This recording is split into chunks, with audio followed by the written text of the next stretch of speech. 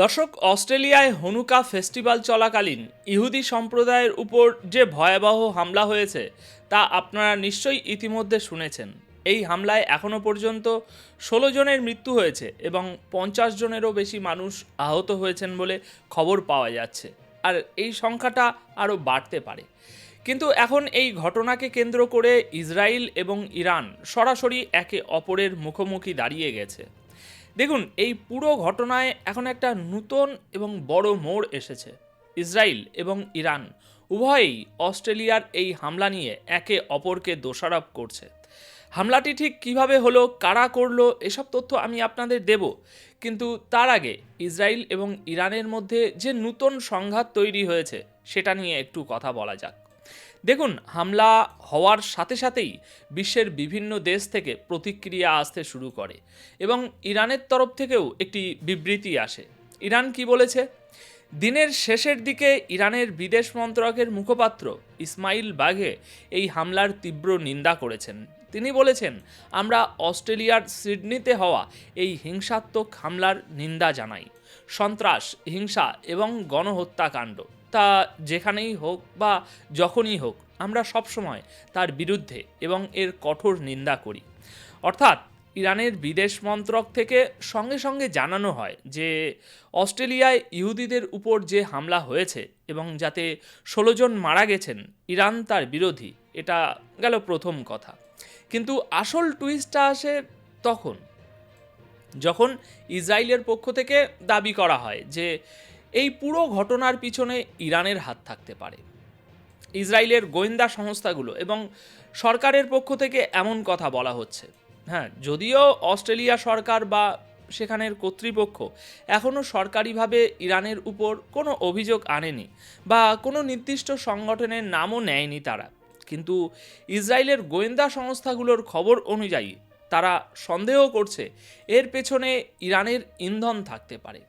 অন্যদিকে ইরান বলছে এগুলো সব ভিত্তিহীন অভিযোগ এবং ইরানকে বদনাম করার চেষ্টা ছাড়া আর কিছুই নয়। তাদের দাবি, কোনো প্রমাণ ছাড়াই তাদের উপর দোষ চাপানো হচ্ছে। ইসরায়েলের বক্তব্য হলো, অস্ট্রেলিয়ায় এই হামলাটা বিশেষভাবে ইহুদিদের টার্গেট করেই করা হয়েছে। সেখানে হনুকা নামে একটি ফেস্টিভ্যাল বা উৎসব শুরু হয়েছিল, যা বেশ কয়েকদিন ধরে চলে। সিডনির বন্ডি বিচে হাজার হাজার মানুষ জড়ো হয়েছিলেন। আপনারা জানেন, অস্ট্রেলিয়াতে প্রায় 1 লক্ষেরও বেশি ইহুদি বসবাস করেন। সেই ভিড়ের মধ্যেই দুজন ব্যক্তি এসে হঠাৎ গুলি চালাতে শুরু করে। ইসরায়েলের এখন অভিযোগ, এই হামলার পিছনে হামাস বা হিজবুল্লাহ থাকতে পারে, অথবা ইরানের হাত থাকতে পারে। এমনকি তারা পাকিস্তানের জঙ্গি সংগঠন লস্করে তৈবার নামও উল্লেখ করেছে যে তাদেরও এর পিছনে হাত থাকতে পারে। এখন দেখুন, অস্ট্রেলিয়া সরকার তদন্ত করছে যে হামলাটি আসলে কারা চালিয়েছে। যারা হামলা করেছে তারা কি কোনো সংগঠনের সাথে যুক্ত ছিল, নাকি তাদের অন্য কোনো ব্যাকগ্রাউন্ড আছে। চলুন এবার হামলাকারী দুজনের ব্যাপারে বিস্তারিত জানা যাক। দেখুন, সোশ্যাল মিডিয়ায় নানা ভিডিও ভাইরাল হয়েছে। সেখানে দেখা যাচ্ছে বন্ডি বিচে উৎসবে মগ্ন মানুষদের উপর দুজন গুলি চালাচ্ছে। পুলিশের পাল্টা গুলিতে ঘটনাস্থলেই 50 বছর বয়সী হামলাকারী সাজিদ আকরাম মারা গিয়েছে, আর তার 24 বছর বয়সী ছেলে নভেদ আকরাম আহত অবস্থায় হাসপাতালে ভর্তি এবং পুলিশ তাকে গ্রেপ্তার করেছে। অস্ট্রেলিয়ার স্বরাষ্ট্রমন্ত্রী টনি বার্ক একটি চাঞ্চল্যকর তথ্য দিয়েছেন। তিনি জানিয়েছেন, সাজিদ আকরাম 1998 সালে স্টুডেন্ট ভিসায় পাকিস্তান থেকে অস্ট্রেলিয়ায় এসেছিল। এরপর সে ভেরেনা নামের এক অস্ট্রেলিয়ান মহিলাকে বিয়ে করে এবং নিজের ভিসা পার্টনার ভিসায় পরিবর্তন করে নেয়। তারপর থেকে সে রেসিডেন্ট রিটার্ন ভিসায় সেখানে ছিল। অর্থাৎ সাজিদ আকরামের কাছে অস্ট্রেলিয়ার নাগরিকত্ব ছিল না, তবে 2001 সালে অস্ট্রেলিয়ায় জন্ম নেওয়ায় তার ছেলে নাভেদ আকরাম জন্মসূত্রেই অস্ট্রেলিয়ার নাগরিক। এখন তদন্তে উঠে এসেছে আরও একটা অবাক করা তথ্য।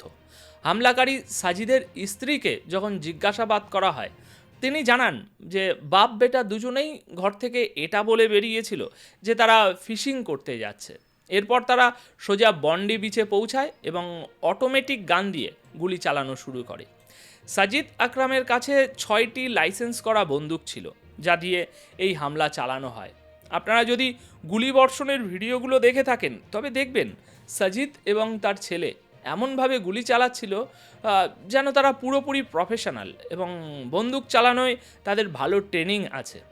জানা যাচ্ছে তাদের কাছে আগে থেকেই বন্দুক ছিল এবং তারা নিয়মিত শুটিং রেঞ্জে গিয়ে নিশানা প্র্যাকটিস করত।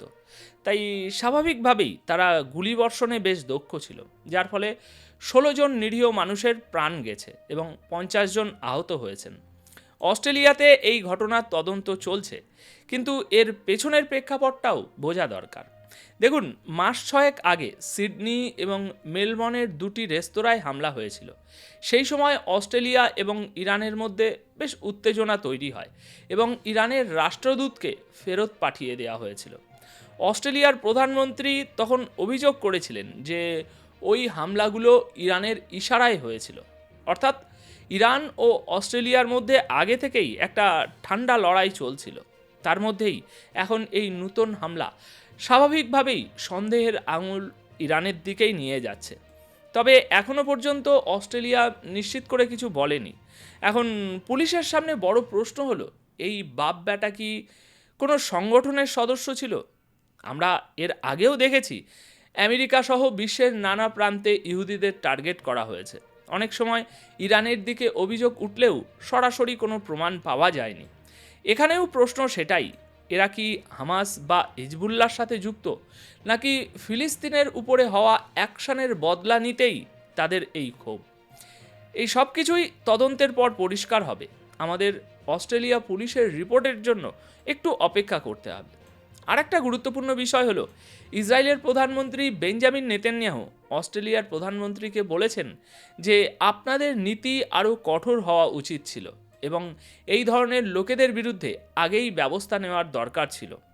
নেতানিয়াহু সম্ভবত সেই দিকেই ইঙ্গিত করছেন যে কিছুদিন আগে অস্ট্রেলিয়া একটি স্বাধীন ফিলিস্তিনি রাষ্ট্র গঠনের পক্ষে কথা বলেছিল।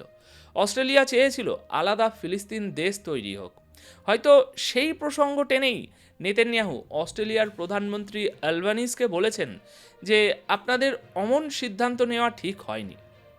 যাই হোক, এই পুরো অন্ধকারের মধ্যেও একজন হিরোর গল্প উঠে এসেছে। সোশ্যাল মিডিয়ায় একটি ভিডিও খুব ভাইরাল হচ্ছে, যেখানে দেখা যাচ্ছে আহমেদ নামের এক ব্যক্তি নিজের প্রাণের ঝুঁকি নিয়ে হামলাকারী নাভেদের হাত থেকে বন্দুক কেড়ে নেন এবং তাকে পেছনে ঠেলে দেন। এই আহমেদ একজন মুসলিম। অস্ট্রেলিয়ার প্রধানমন্ত্রী তাকে হিরো অফ অস্ট্রেলিয়া বা অস্ট্রেলিয়ার নায়ক বলে সম্বোধন করেছেন। বলা হচ্ছে আহমেদের এই সাহসিকতার কারণেই আরও অনেক মানুষের প্রাণ বেঁচে গেছে। সোশ্যাল মিডিয়ায় এখন আহমেদের প্রশংসার ঝড় বইছে। তো দর্শক, এখন বিভিন্ন এজেন্সি এই ঘটনার তদন্ত করছে। আমাদের একটু অপেক্ষা করতে হবে এটা জানার জন্য যে হামলাকারী বাপ বেটার আসল উদ্দেশ্য কী ছিল এবং ইসরায়েল ও ইরানের এই সংঘাত অস্ট্রেলিয়া হামলার জেরে আর কতদূর গড়ায়। এখন শেষ করার আগে দর্শক, আপনাদের কি মতামত এই পুরো ঘটনা নিয়ে কমেন্ট করে অবশ্যই জানাবেন। ধন্যবাদ আপনাদের সকলকে।